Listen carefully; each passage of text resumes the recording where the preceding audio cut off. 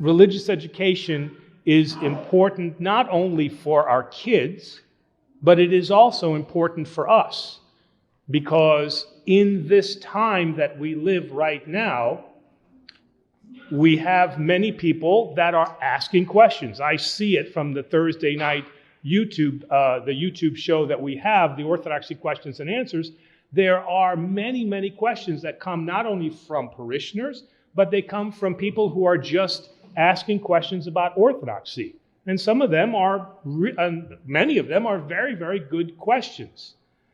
However, I am not convinced that we are able to answer many of the issues that we have today. Most of you, if not all of you, if I say, who is this, or who is this, you can give me an answer. If I say, do we believe in the Holy Trinity? You can answer yes, right? Where this becomes more difficult is in the actual questions that people are asking now. So, how should we vote as Orthodox for a congressman, a senator, or a president? Are we allowed to take an oath? How can I bury my loved one? What does the church think about abortion? What do we think about pornography? What do we think about drugs? What do we think about now CBD oil? Okay, the questions that people are asking are not the questions of who is Jesus Christ. We are all in agreement of who Jesus Christ is, or John the Baptist, or the Lady Theotokos. The questions that people are asking are more the social issues of the day.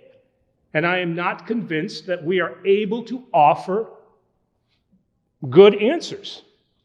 And the reason I say that is many times I will ask people, and I will say, what is, for example, why do we have to be married inside a church? Why is it not okay to view pornography? Why can I not have an abortion? And many times the answer that I hear is the church doesn't allow it. Okay, so what does that mean? If you say that to somebody who is not Orthodox, that it doesn't have any meaning. So the simple answers that I received growing up are no longer acceptable in the world today. And people will leave the church because we can't provide them an answer that makes sense. The answer we provide them is something that a 3-year-old would answer with. The church says no. It's a bad thing. We shouldn't do it. These are things you tell your 3-year-old. What we have to be able to do is to answer the moral and social questions of today with a solid foundation and understand how these things are related together. And that's part of what adult religious education is about.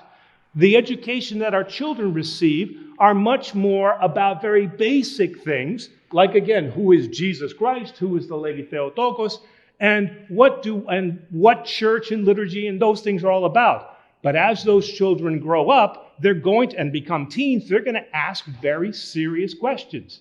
And you as parents, you as godparents, you as relatives and friends, are going to have to be able to answer those questions.